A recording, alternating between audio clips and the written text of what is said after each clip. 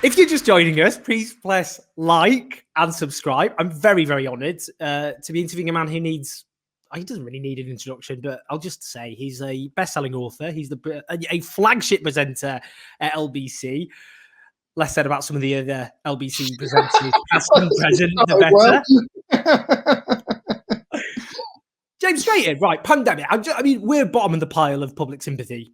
So I'm not going in that direction. But firstly, how have you coped? But also, what have you learned? What have you learned from the pandemic?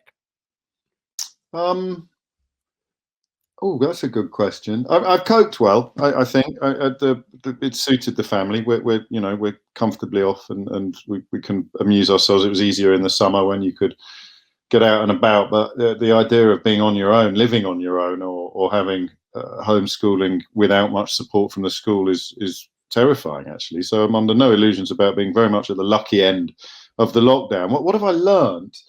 I think, I mean, until the weekend that's just passed, where finally the European Commission did something that really did deserve to be described in fairly undiluted negative terms. I'd been surprised by how much of a free pass Boris Johnson continues to get. I mean, my refusal to get over it with regard to Brexit was always built upon a fear of what those men would do next if they were allowed to get away with. I mean, a lot of the stuff they said wasn't true, either through deliberate deception or through simply not understanding things. And my concern has always, my desire for a second referendum was always built upon a fear of what happens if cheats prosper. We teach our children that cheats never prosper. I never foresaw that those men would end up in charge of our response to a global pandemic.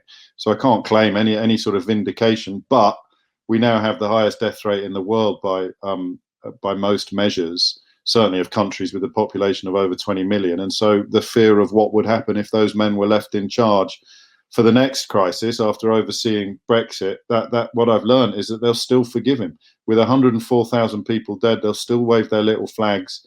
And that probably, much more than with anything to do with policy or ideology, that's where the similarity to Trump is starkest, is the most frightening. So that's what I've learned. It's not a very happy lesson, but I've been staggered by that.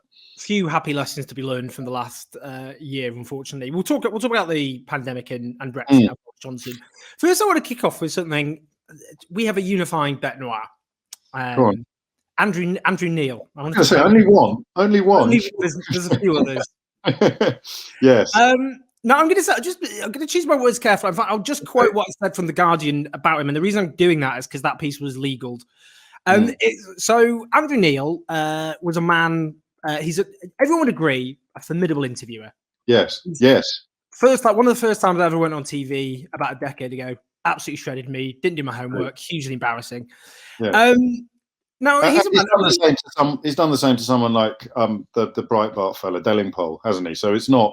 I do think he is quite impartial on screen, at least explicitly. But what I'm interested in is what's to come. It's not specific, Andrew Neil. It's about the media landscape of this country, which is already dominated by very partisan right-wing newspapers. Yeah. Now, Andrew Neil himself, editor of the Sunday Times, he hired Britain's foremost Holocaust denier, David Irving. I'm not associating Andrew Neil, I should say very clearly, with the beliefs of David Irving, but he did hire him to work on Goebbels' diaries. When he was editor of the Sunday Times ran articles claiming HIV did not cause AIDS. And he's chair, as he always very clear that we should point out, of The Spectator, a magazine which churns out articles such as In Defense of the Wehrmacht, articles praising Greek neo-Nazis, articles saying there's not enough Islamophobia in the Conservative Party. I mean, what does this say about our media landscape, that he was the flagship interviewer of the BBC? But also, what do you think it's going to mean that someone like him, whatever he says about his own political opinions and those of The Spectator, in terms of this new media outlet that he's launching? I'm more troubled by what he did and the fact that he was allowed to stay at the BBC while being paid by the Barclay brothers to publish the bile that you've just referenced. And the defence is always that he doesn't interfere with editorial decisions. If you want to believe that, I can't stop you from believing that. But I mean, who hires and fires the editor seems to me to be a fairly influential position in which anyone could find themselves. So I took that quite personally, which, you know, is always a little bit pathetic, because I had to step down from the BBC, rightly, I think, because I refused to obey impartiality rules on Donald Trump's elevation and on Brexit. And my comments were confined to Twitter and to my own radio show, so on commercial radio. So it seems remarkable to me that if someone was paying me to publish a magazine in which I could coincidentally see a reflection of my own opinions while claiming that it had nothing to do with me, I'd have been fine. If I could have just found a friendly billionaire, I could have carried on presenting Newsnight, but it wasn't to be. So I found that problematical. Look, I mean, this is a free market, and if people watch what's just happened in America and conclude what we really need is more newstainment with a very right-wing slant, then I mean, there's nothing we can do about it. There'll be some interesting Ofcom related issues, but of course there's a strong chance Paul Dacre is going to be in charge of Ofcom. So this is like an anxiety dream, isn't it, when you actually say all this stuff out loud? So I mean, I don't know what, I don't think I'd appear on it. I tend not to do the sort of panel type shows and the discussion shows, but then increasingly you wonder that, does that leave the field clear? So they're gonna put out, they're gonna try and do a sort of version of not Fox News. I don't think it'll be quite that out there, but it will be for people who watch the BBC and have fallen into the trap of thinking that impartiality is left wing because everything else they see is so right wing that they've lost the ability to discern. Let's talk about Brexit. Yeah.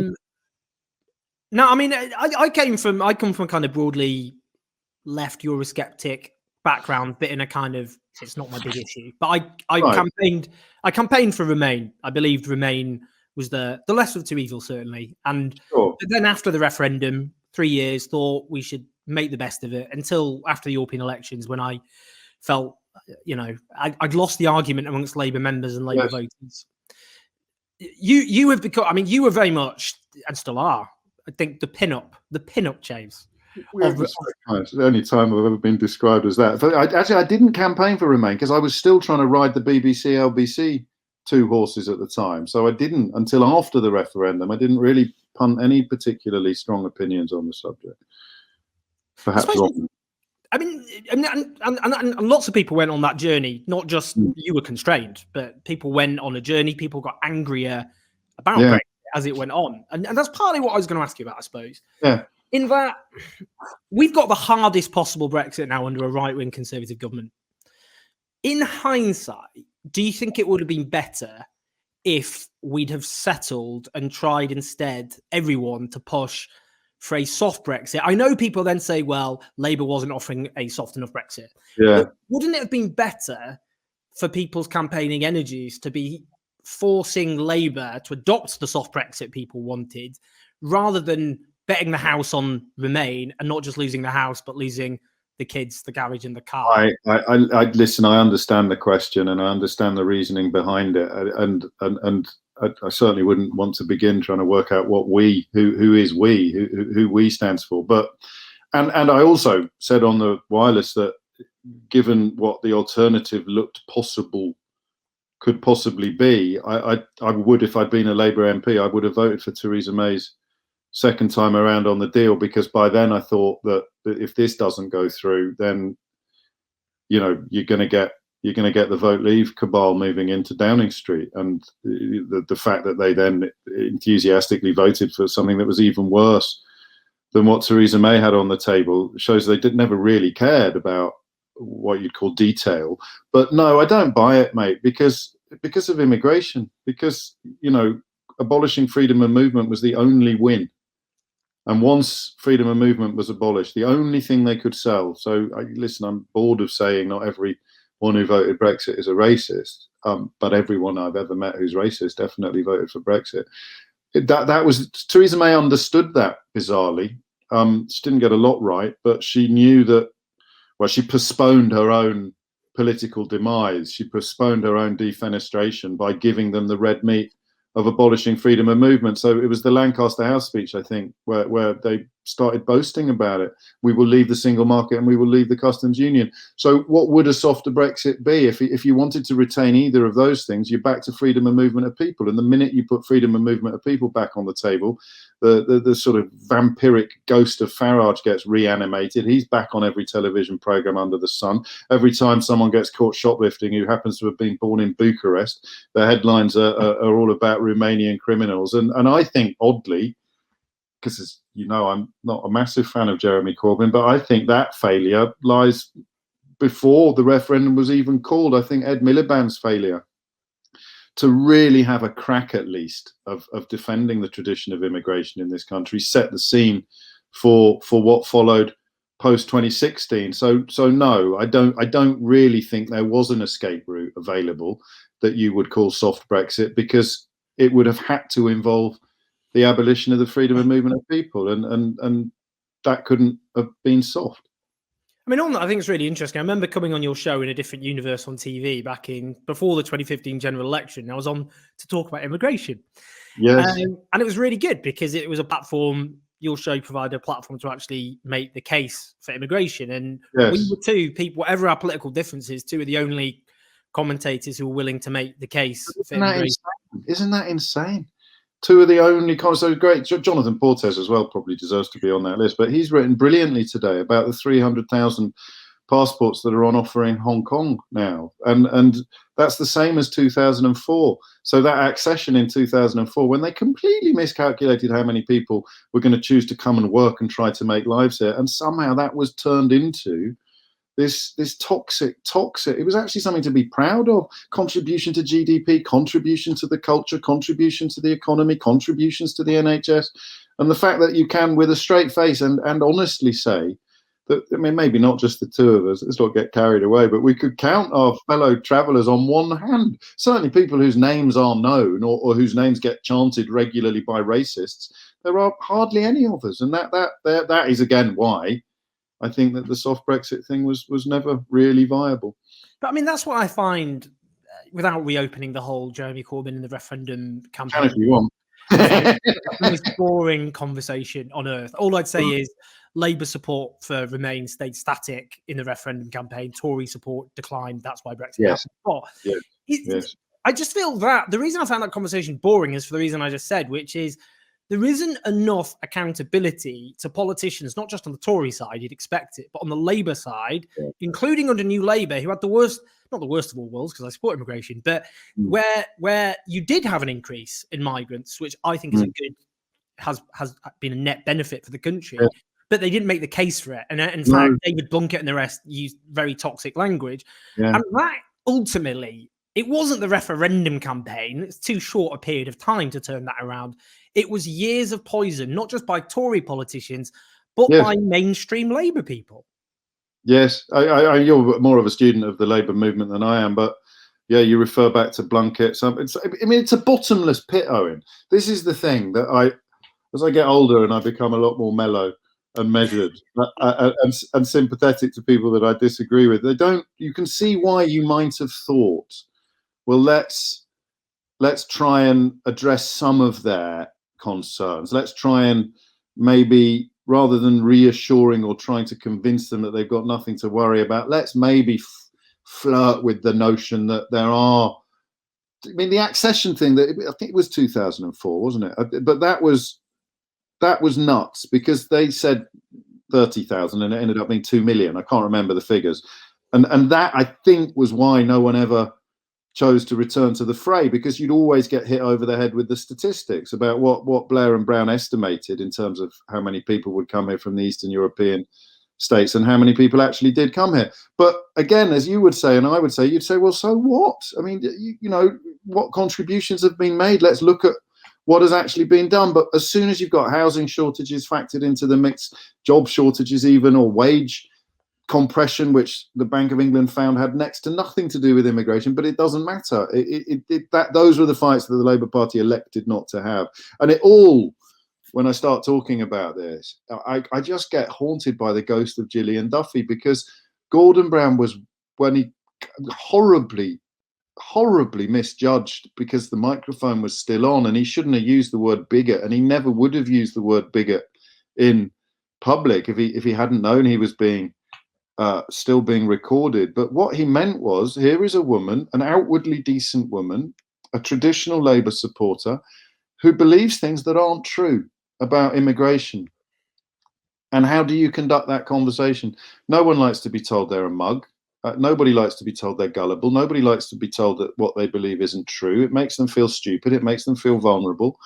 And they never found a way to do that. And the weirdest thing, when you look at what other European countries have done and the problems that they have with nationalism and with racism, it's hardly ever directed at other Europeans, you see. So, you know, France has all sorts of problems coping with with Islam in general, never mind its extremities. And other countries have got nationalist movements, separatist movements in Spain. But I think we were unique in really demonizing other Europeans, really demonizing Romanians in particular, wasn't it, with Farage? And that's the glue that binds all of these disparate issues together. Not just immigration as a sort of umbrella term, but specific immigration from within the European Union. So I would deal with complete headbangers who voted to leave the European Union because there were too many Muslims in Tesco. We've all seen vox pops of people saying that. I did enough phone-ins and spoke to enough people to conclude that that's not freakish. There's a lot more of that mad thinking around. But by demonizing, this was Farage talking about languages on trains, and you remember all of that. Mm-hmm. Even though his own ex-wife speaks German to his own children. But once they got that into the bloodstream, Labour just didn't have an answer. Still don't, actually, for that matter. We'll talk about Keir Starmer, but do you think Remainers, not Romanians, demonised by Brexit? do you think Remainers? I can't believe that never caught on. I can't believe they went for Ramona instead of Romanians. Romania. It was Romania. That was that. I remember that being tossed around willy-nilly. But do you think Remain spent too much time making existing Remainers more angry about Brexit rather than love-bombing leavers? That's a great question. Who knows?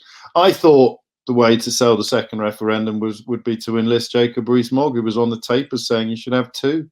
Not to enlist him literally, because he'd run a mile at the prospect, but he was right, actually, for once, stop clock territory, when he said you have one referendum to ask the broad question of whether you want to do this thing, and then another referendum when you know what it's going to look like. And that seemed to me, you know, everyone who's ever walked past a building site knows the old adage about measure twice, cut once. And so that seemed to me to be, I don't know, almost obvious, but that sounds patronizing. And then you do reach out to people and they're not being honest with themselves or with you. So this is really what turned me into something of a face, was simply asking people why they'd done it. And then they'd tell you something and you'd tell them that wasn't true, you see?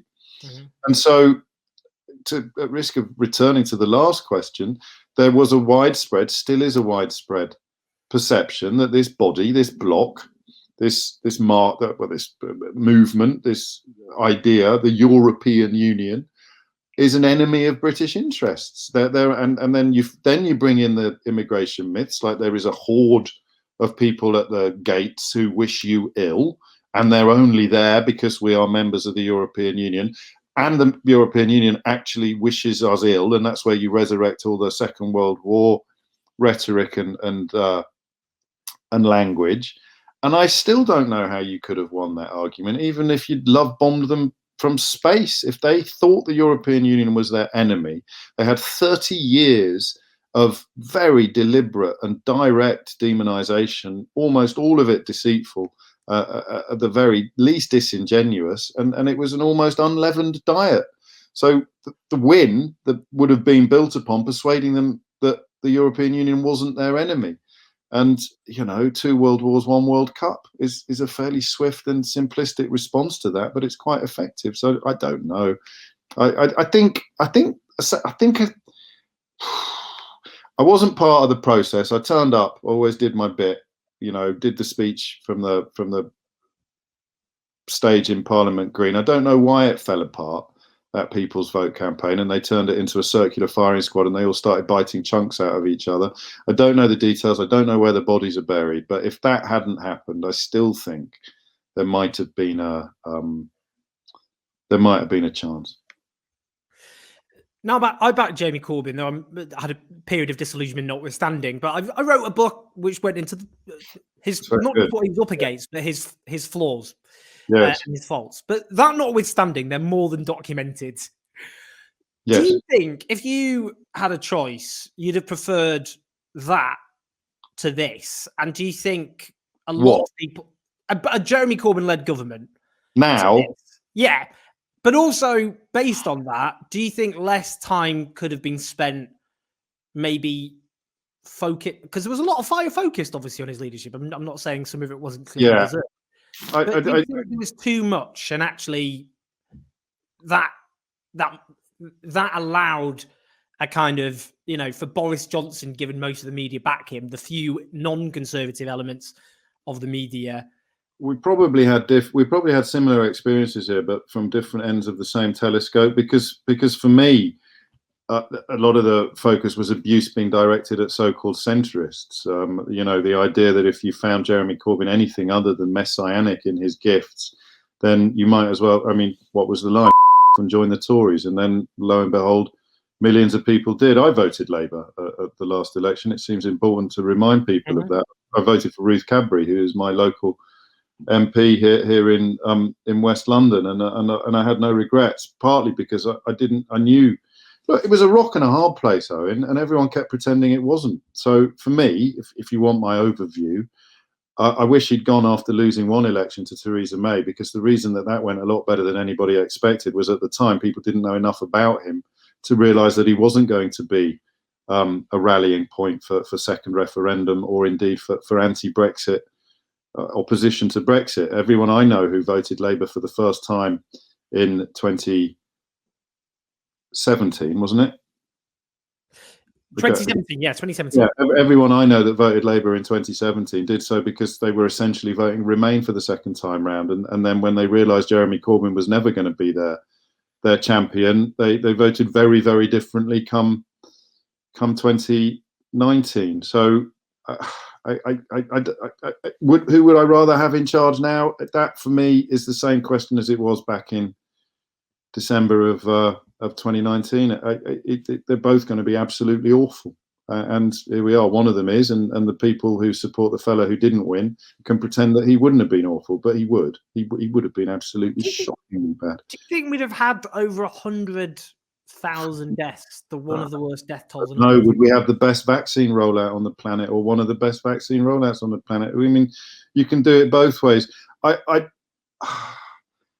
financial support for people, I don't see that could have been improved upon. I don't think you'd have had that 3 million hung out to dry. You might have had more support coming through social security than coming through a kind of bespoke furlough scheme. Listen, I don't enjoy this. I still take more shit from Jeremy Corbyn's fan club than I do from Nigel Farage's. So it's not pleasant for me to still sustain this belief. But I thought he was so appallingly bad, and I know that really upsets people, and I know why. I've given it a lot of thought, and Jeremy Corbyn was an empty vessel into which everybody poured whatever they wanted to pour, and that includes really beautiful, idealistic people who desperately want a better world. They thought he was their man, and it also includes, kind of latter-day McCarthyists who thought he was Mao Zedong in a Pringle jumper, and because he didn't have much concrete ideology when he came to the fore, people poured into him whatever it was that they wanted him to become, and they still do. So we've got. Listen, I did a little bit of research for this, because this is, I think, sums up where I am. And there's I'm just changing screen. I hope you can still see me, because yeah, you're still there. Because David Cogan wrote this book about the history of Labour. He went back to the book that he wrote with his uncle decades previously. And I'm going to get this right.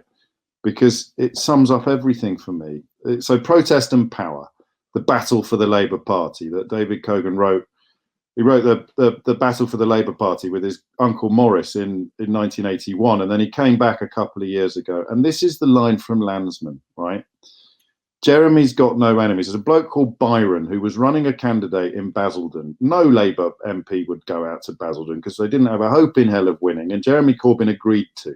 So this geezer, who was a sort of trade union and Labour Party liaison organisation character, a Labour councillor in Basildon called Byron Taylor, he suggested to Landsman that Corbyn could be the man. He could be the candidate to kind of take up the hard left mantle, the Tony Benn wing of the party. Byron said Jeremy Corbyn. Jeremy's got no enemies. He'll get on the ballot paper. And this is Landsman talking. I thought I've never taken Jeremy even remotely seriously. Byron was not a rabid left-winger. He was a trade union bureaucrat who'd been a party bureaucrat under New Labour. And he was saying Jeremy Corbyn would get on the ballot paper. And it just made me think, actually, I mean, he hasn't got enemies. Everyone likes him, even people who thought he was a left-wing loony. And you know, that's what I mean by an empty vessel. He became the candidate into whom everybody could pour whatever they wanted to pour, which is the polar opposite of a Gordon Brown, for example. And for me, at least, that's why fighting the second election was always doomed to disaster, especially against a shark like Johnson. Now, I don't want to get bogged down in Jeremy Corbyn because of the things we should do this off air as well, because it really upsets me. No, I get that. It's, how many good people put enormous faith in him and still aren't ready to accept that he was the wrong person to put faith in. It's an important discussion to have, but it becomes a kind of yes. We could go on about it for ages, and I don't want to. I want to ask you some other stuff. Sure. Your time is precious as well. I mean, I just find that an odd. Though I think there are lots of justified critiques of Jeremy Corbyn. Don't get me wrong, and I've written them. I don't think a lack of ideas or a lack of a belief system is one of them. I mean, the thing I would say, twofold. That kind of sense of an empty vessel, I find an odd critique, because often people's critique of him is that he kept to his very dearly held beliefs for 4 decades and didn't change them. That was generally the argument that was put against him. He did have a clear set of the rich should pay more tax, utilities should be publicly owned, students shouldn't pay debt. I mean, those are, red lines for him. He wouldn't cross them ever. It doesn't matter. They're not policies, are they? They're really, really woolly principles. They're beautiful principles, which I share. But selling that, it's all right. If you don't like the empty vessel analysis, I could have fallen in behind Jeremy Corbyn if he'd taken the fight to the enemy without. If he had, I want a Labour leader, and I'm not seeing it now, by the way. I was going to ask you that. Yeah, I'm in the studios, not just mine, although, I'm still waiting for a response to my request for interview of Jeremy Corbyn that started in 2015. And he pulled out a Newsnight when he found out it was me presenting it. So, I've got personal issues there, but let's not get self-indulgent. Well, if he's not going to talk to me, who the flip is he going to talk to, for goodness sake? And that was the problem, is that he kept persuading the people who already liked him that he was a top bloke and a top geezer. And I wanted to see him in the studios calling out the right-wing newspapers. I want to see a Labour leader who takes the fight to the enemy without and just forgets until they're in power about the enemy within. But wasn't that the problem? I suppose he would feel, a lot of people around him would feel, they wanted to do that, but their own side wasn't focusing on the enemy without. It was actually Labour MPs or centre-left commentators would spend more time focusing on the Labour leadership than they would on the Conservatives. And the other point, I suppose, is because on Brexit. That was because people said about Jeremy Corbyn he was unbending in his ideas, not that he's an empty vessel. But on Brexit, the reason he wanted to, whether you agree with him or not, I'm just going to change rooms because one of my daughters has got an online singing lesson. So don't. I thought that would be a good musical accompaniment. But you might hear it in the background. It's Hamilton, I think. So I'd love it. I might sing along with it. Yeah, I mean, wouldn't. What they were trying to do with Brett, and I just feel now we're trapped back in 2018, and I don't want to be trapped back in 2018, although at least we could go out to the pub in 2018, is that on the one hand, he did have a very clear set of beliefs, and red lines he would never cross ever. And the reason he became Labour leader was precisely because other Labour politicians didn't have any ideas of their own left. They were intellectually exhausted. And on Brexit, The reason they were trying to stick to that line wasn't actually because they thought Lexit or Brexit was great. Actually, that wasn't his passion. It was more that they thought the only way of keeping together a coalition of Labour, of Leave and Labour, Leave and Remain supporting Labour voters was to take that position. And that was why they did it, because they wanted to defeat the Conservatives.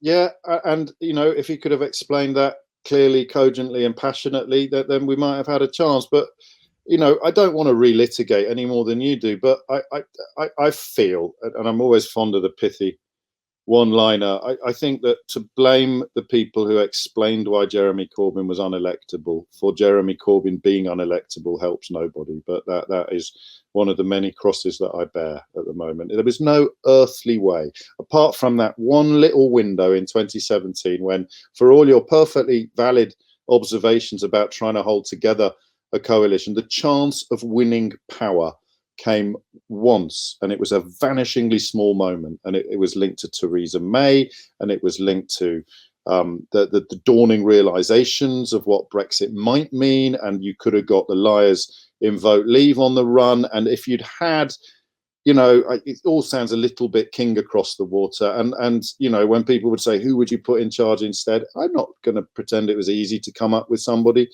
And some of the names that you'd mentioned, if you said Burnham or Cooper or someone like that, then a lot of the Corbyn loyalists would have an absolute fit. But I just didn't think he had a hope in hell of winning an election. And if your true priority is not necessarily to keep the Tories out, although you can have that, that's a fairly valid priority as far as I'm concerned, but to keep this new brand, the Tory party that has no place for Kenneth Clarke in it, or David Gauke in it, or or Nick Bowles or Anna Soubry, that new Tory party, to keep them away from the reins of power, to keep these vampires that wrote Britannia Unchained and are now Foreign Secretary, Home Secretary, Secretary of State for International Trade, and Business Secretary. If you really, and I can't think of a more urgent mission in British politics in my lifetime, to keep those out, the Tufton Street sponsored ghouls who truly think that human beings are like a crop that needs to be harvested, and the Jacob Rees-Mogg school of conservatism, to keep them out, you needed to send Maximus into that circus, and we sent Jeremy. Well, I think there are certainly critiques to make of Jeremy. I'll just put on the record, I think that was harsh. But look, just on Keir Starmer, let's just talk about Keir Starmer. Harsh on the Tories, Owen. Surely not. Harsh to the Tories. I'm always happy to be as harsh on the Tories as possible. Tough on Tories, tough on the cause of the Tories. They are on the rise. They're not just on the rise. They're in the big jobs now. Johnson had come out as a hippie tomorrow if he thought it'd keep him in power for a little bit longer, or if it would serve his own personal interests. The rest of them, the people behind him, and these secretly funded think tanks and educational charities, these vicious lobbyists who are against any expenditure of their secret sponsors' money on actually looking after people. They're opposed to share that for me was the battle. And I don't know that I don't know that Jeremy Corbyn was ever going to be able to land a punch on those people. Let's move away. Let's be not okay. No, that's one area of let's say, because he was so nice, which I might not agree with, but if that helps people move on, he was too nice to win a knife fight. He didn't have a knife, and he needed one. Keir Starmer, how's he doing? Tough gig. Let be under no illusions that you are watching a pandemic sweep through the nation. You're looking at tens of thousands of people dying, many of whom clearly as a result of Boris Johnson's policy. But he can't be seen, as you know, to want it to fail. And I don't think he's got it right, but you lose some weight in that criticism if you can't say what he should have done differently. I would have gone in very, very hard on the countries that are doing well. I'd have looked at them. I'd have taken on the we've got different demographics, or we've got different this or different that. You look at the countries that have got a track record of dealing with coronaviruses, most obviously with SARS as well. You look at what they've done, and you emulate it. So the failure on contact tracing, the failure on border control, so ironic, isn't it? The failure on messaging, the ludicrous sort of fiesta-like atmosphere that Boris Johnson sought to create on July the 4th, on D-Day, and then again at Christmas, I mean, it's not good enough. The repetition of mistakes makes the failure of opposition much more egregious than the failure to properly beard the first mistake. It's when he comes back and does it again. And I haven't enjoyed PMQs as much as I thought I was going to. I thought that the legal training, the QC fleet-footedness would be a little bit. I'm sounding like a sociopath because I'm about to say the same thing about Starmer that I said about Corbyn. I think he needs sharper teeth. I just don't think he's too civilized. I mean, there was this meme, and it's become a bit old now, but occasionally quite funny. Because Tony Blair said under Jeremy Corbyn that Labour should be 20 points ahead, and then there was this whole meme, any other leader would be 20 points ahead, given the state the country was then in. And now we look at the state the country's in, over 100,000 dead, one of the worst death tolls on earth. In fact, now the worst death rate, apart from, I believe, Slovenia and Belgium. Yes. Why do you think Labour are now struggling as badly as they are? I know people will say, well, that's because they're dealing with the Corbyn legacy, but actually they're back to where the polling was under Jeremy Corbyn between June 2017 and December and January 2019, which is level pegging. So why are they? What reason do you think there is? I don't think Starmer has inspired people. If we were talking objectively, regardless of the specific detail of the era that we're living in. But I also feel that the virus has done two things. Because I don't know about you, I always struggle to fully comprehend Churchill losing in 45, because, regardless of the nuances, we did win the Second World War, and Churchill was a crucial part of that. And the idea that an electorate could then turn around and chuck him out still baffles me, or not baffles, because I've studied it and I understand why and how it happened, but it still intuitively feels unlikely, doesn't it?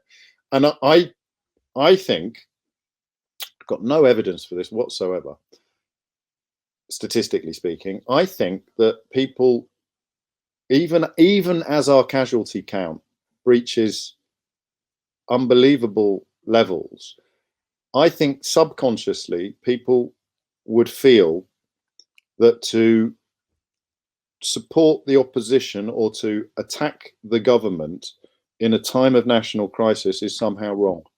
I think it's a form of patriotism in the the positive sense of the word, almost the my country right or wrong shadow there as well. But I think that Starmer is 50% of the problem, and that could go up or down by a lot in the coming years.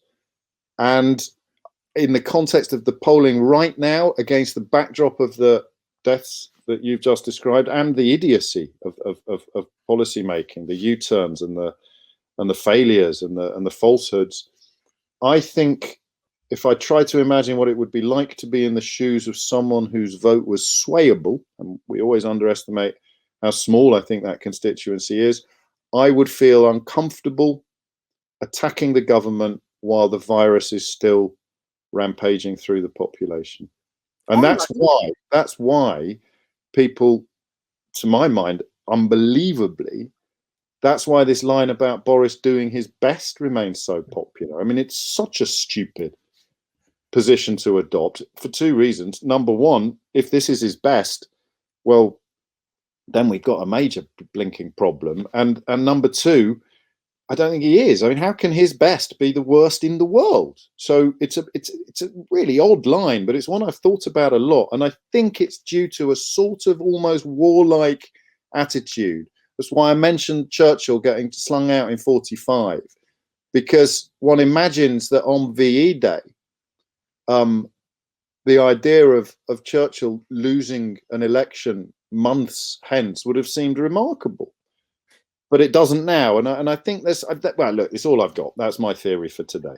I mean, on that, I want to ask you just one other thing before I ask you about the book, which is obviously important. Although I got a message from my producer, I was listening to everything saying, "Owen, your lip is bleeding." So I'm hugely apologise if anyone's been traumatised. I'm not a vampire, I promise. I mean, on that, I always my theory. If I look back to, you're quite right, Clement Attlee, swept to power in a landslide victory in 1945, despite the fact Winston Churchill was this national hero. Yes. Winston Churchill, by the way, never, ever won the popular vote in this country, ever, in any election he stood. He lost in 1950. In 1951, he won, despite the fact Labour won the popular vote. But he'd have won in 42, I think, wouldn't he? Or at least in 43. I don't know. But anyway, you're right, he didn't. I think it's because Labour said, now or when we win the war, we've got to win the peace. And all the injustices that have been exposed by the war, like the children who have been forced to be evacuated, and they turn up with hungry bellies on doorsteps, and people see, and the Beveridge Report and the welfare state all came out of those injustices being exposed. We're the ones uniquely placed to create a new Britain to solve them. And that's the fear that some of Starmer's own allies fear that vision isn't really there. Yeah.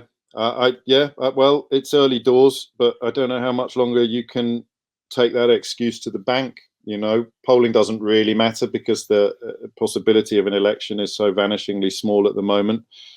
Starmerism is not a word you hear very often, is it? And there's probably a reason for that. But, you know, he's got legacy problems, whether you want to go back to New Labour and Iraq, or whether you just want to go back to Jeremy Corbyn and the last two elections. He's got legacy problems. And, you know, I don't know about you. You're probably one of the only people I can ask this question of. I think the right-wing media is about 10 times worse than it was 10 years ago. I mean, I could be wrong because I've moved around a lot as a journalist, and I even reviewed video games for the Daily Mail under Paul Dacre.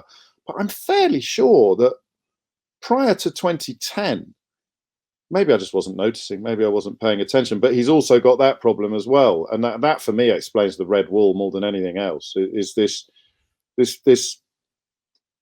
co-opting of the word lefty as a pejorative, or the word liberal as an insult. And you've seen where it can lead in America, and it's taken root here as well. What I mean, so what was I called? I was called in the Mail on Saturday a left-wing propagandist. And this was based upon a tweet from March of 2020, which I just retweeted an Observer article, which had various academics saying that Brexit was going to make it slower for the coronavirus vaccine to get here. So thank God they were wrong.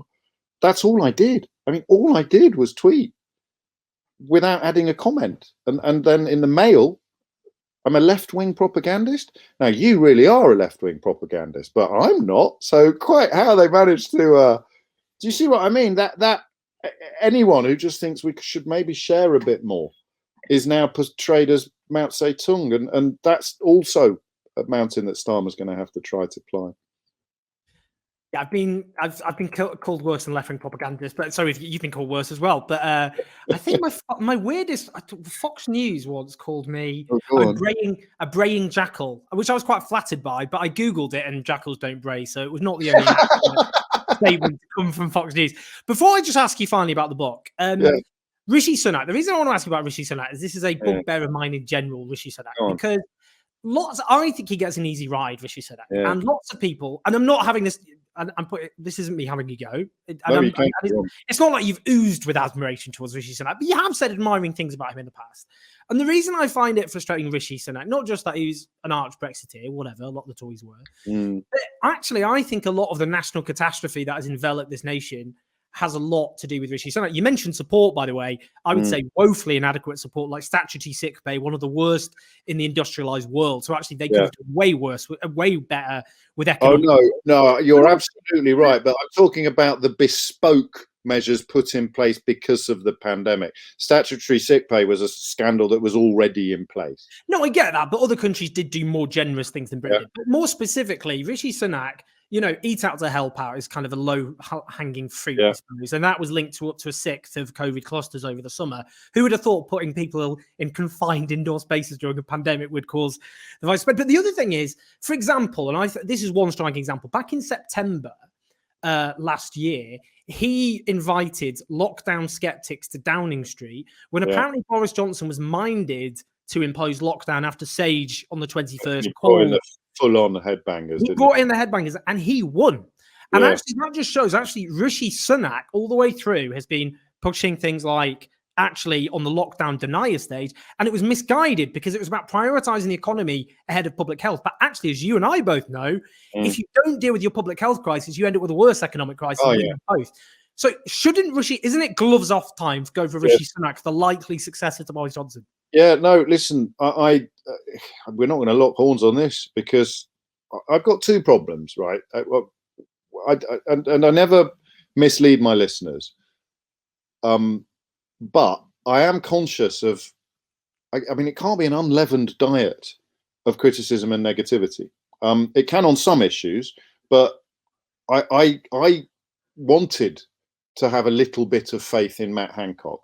You know, it's a very low bar, but he doesn't actually look like a sociopath, which makes him stick out like a sore thumb in the current cabinet. And when Rishi Sunak moved very quickly, and he did big things, you know, it wasn't wait and see pie, which is Boris Johnson's speciality. That's the only dish he can cook is wait and see pie. And as Raphael Bear has brilliantly explained, Johnson just waits until the choice is actually quite easy. So the choice when there are 10 things you could do is really difficult, especially if you're going to try and do the number one, the best out of 10, the least bad of 10 bad options. That's tough. That's proper leadership. Johnson's absolutely ill-equipped to do that. He waits until it is binary, and then it's relatively easy to know what to do. It's why he wrote 2 columns the night before he came out in favour of Brexit. So Sunak seemed to me in the early days of the furlough scheme, he just hit me with the caveat that I am constantly and consciously looking for reasons to be cheerful, to just leaven my otherwise fairly robust attacks or criticism, evidence-based criticism of this particular government. I thought he'd done some really heavy lifting. I thought he'd done some really hard work, and he'd come up with all the stuff that was new, was thoughtful and original. I presumed quite wrongly that he'd address the failure to look after the so-called 3 million, the forgotten or the excluded. I thought that he would do that. And if I'm really honest, I think the fact that I hadn't really heard of him before he became Chancellor made me wrongly open-minded. But not open-minded, it's good to be open-minded, isn't it? I think the fact that you're right, he is an arch-Brexiter, but he was not a household name, was he, before he became Chancellor of the Exchequer? And I just think that almost desperate desire to avoid the conclusion that they really are, from top to bottom, the worst kind of politicians, the worst kind of not demagogues, but neoliberals, actually, or rabid free marketers.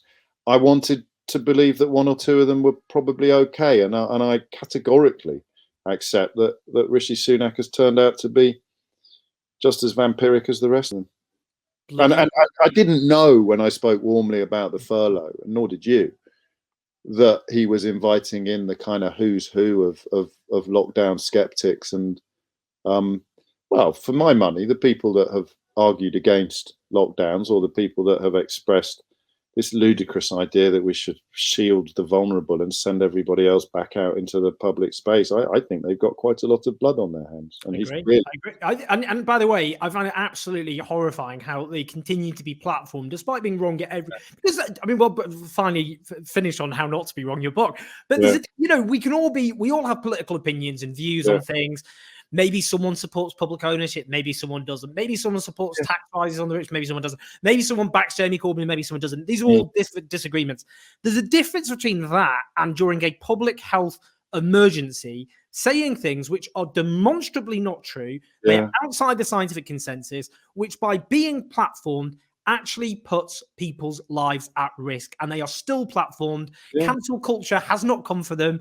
They continue to spew their stuff. Are you shocked? I'm not shocked. No, I'm not at all. Vaguely, even remotely. I find it. Do you know what I find it frustrating? Like when Sunetra Gupta, for example, appeared on Radio 4's Today program.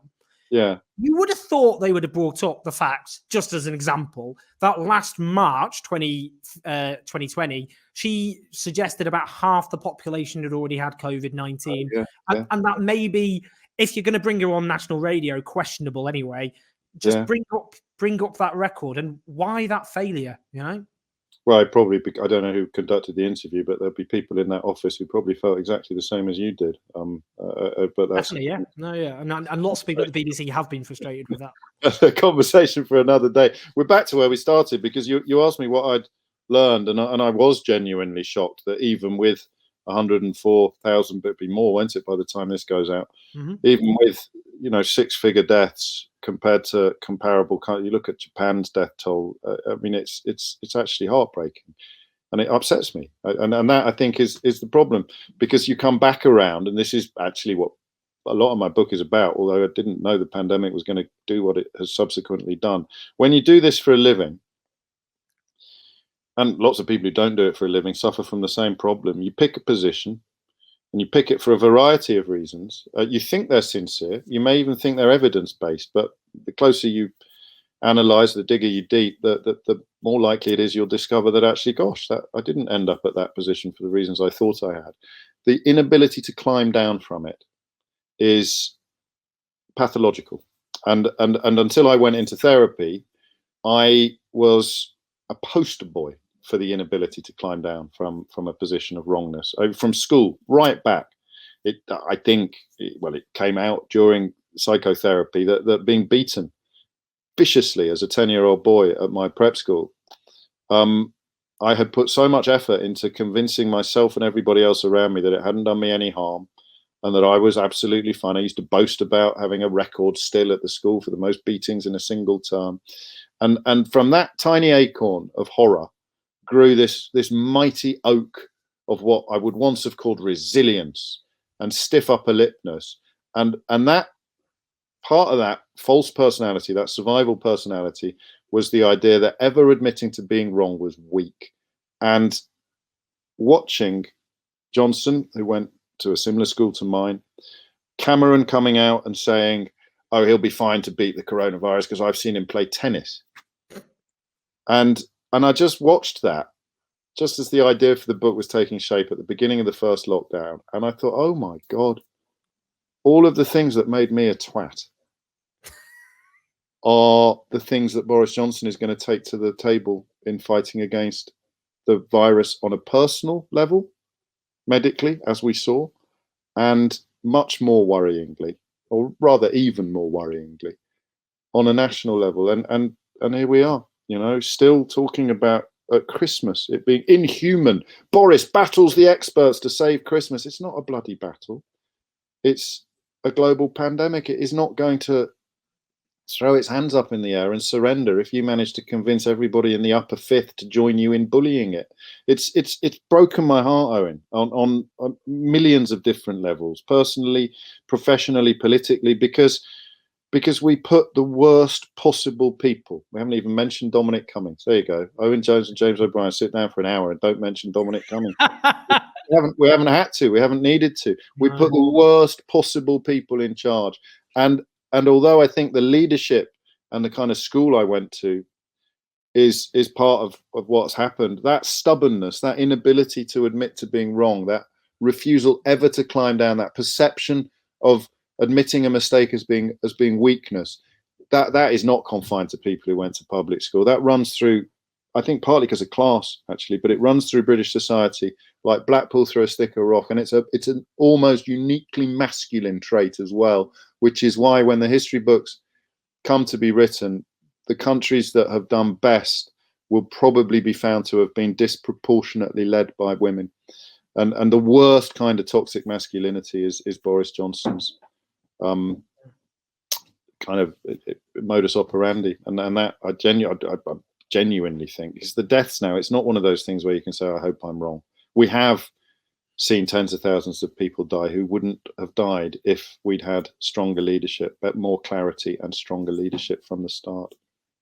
I mean, just very finally on your book, How Not to Be Wrong. I mean, I was going to say everyone should read, but I think most people have bought it now. There's still a few copies knocking around. I'm sure that people will be able to get hold of one. I'm sure they will at all good bookshops, etc. But you know, because you change your mind, you write about corporal punishment, indiscriminate stop and search, and so on. I mean, do you think it's interesting because you either get accused of being if you have a platform and you have opinions, of being, I mean, when I mean you, I mean generic. Yes. Anyone with a platform. Yes. Of being a dogmatist or being a flip-flopper. So, for example, I'll be called a flip-flopper because on Brexit, not an issue that I've ever been passionate about. Eurosceptic, on general, and thought Remain was better than Leave, but basically treated it as two mates at the end of it. 7 out of 10, isn't that the line? Yeah, 7.5 out of 10, I think it was. For me, it was like two mates at the end of a party who'd had too much to drink, who were having a massive argument. I was like, I don't care how this argument ends. I just want it to end. But it became, but it was, for me, it's this sense of, when circumstances change, you have to adapt. Like if you get an umbrella out when it starts raining, you haven't flip-flopped, you've adapted to new circumstances. Yes. Well, that's it, isn't it? I mean, that's it. That's the perception of admitting to being wrong as being weakness. You call it flip-flopping. It's just a euphemism, isn't it, for calling it weakness? I think if you do it every week, well, I'll tell you what struck me quite early on after the book coming out, where I think the first line is, if there's no point having a mind if you never change it. And I did, when Johnson hit about U-turn number 8 in as many months, I found myself thinking that, well, yeah, I mean, he's not changing his mind because the facts have changed. He's changing his mind because he literally can't get away with it anymore. It's not a kind of an open and honest acceptance that, Marcus Rashford is the reason for at least 2 of this government's U-turns. That's got nothing to do. I bet they hate it in private. They're not in private going, oh, well, thank God we saw the light on that and did the right thing in the end. Better late than never, lads. High five, Rishi. They're sitting in private going, oh, bloody Marcus Rashford made us look like a right bunch of bastards. So that's not, that's the answer to your question, is that the wisdom or the power of changing your mind is all about the reasons why you've done it. And so if you can explain to me why you change your mind about Brexit or why you change your mind about Jeremy Corbyn, then I am intelligent enough to come with you on that journey and either respect or not respect your reasons at the end of that journey. And for the record, I completely respect yours. But for me, differently from you, particularly on Brexit, which obviously became something of a thing for me, is I was motivated, and this is what you people at Andrew Neil's Spectator would call virtue signalling. I was motivated by the people I speak to every single day, Owen, and it's important to remember that. I have this astonishing privilege of speaking every single day to people who may love me or hate me, trust me or not trust me, but I get to speak to them every single day. And it became crystal clear to me within moments of that referendum result landing that people who thought they had voted to improve their own lives had in fact voted to damage them. And now you're seeing the effort being put into claiming that, oh, I knew there would be economic harm, or I knew that this was going to happen, or I knew that that was going to happen. And, the fishermen have been the first industry, arguably, to be shafted. The farmers won't be far behind them. Everything that Project Fair said is going to come true, but I'm fine. I'm as insulated from the impacts of that for the same reasons that I was, to go back to the beginning, insulated from the privations of lockdown. I'm on the lucky end of that graph. The people who aren't are the people who most of the research shows were more likely to vote for it, and they're more likely to get hurt. And that takes us back, doesn't it, to the classic line that I'm sure we both have tattooed on our souls about the real problem being wealth persuading Labour to use its political freedom to keep wealth in power. And here we are. And that's why, I mean, the day that we record this, the dust is just settling on that ludicrous European Commission gaffe on Friday night with the threat to trigger Article 16, clearly not understanding really what that meant. A grasp of the Good Friday Agreement's relationship with the customs union that was almost as poor as the entire Conservative parties. So the relish and the glee with which this has been seized upon, and I obviously have people queuing up to say, ha ha, you were wrong. The European Commission isn't perfect and infallible after all. And so the immediate response is, well, no one ever said it was. It's profoundly flawed, but it's the best available option for a country like ours in the context of 21st century trade. But actually, so it's now Monday evening, and that happened on Friday evening. as the dust has settled, and oddly, was reading Trevor Kavanagh's column in The Sun today, which, I mean, I don't know if you read it. It was incredible. It was like the craziest texts. The texts I get in the LBC studio that are too crazy to read out was a full page in The Sun today.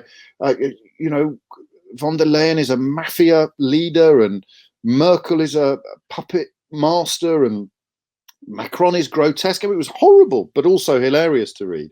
And what you suddenly realise, and I haven't said this on the radio yet, and I may wait a bit because I don't like poking tigers just gratuitously.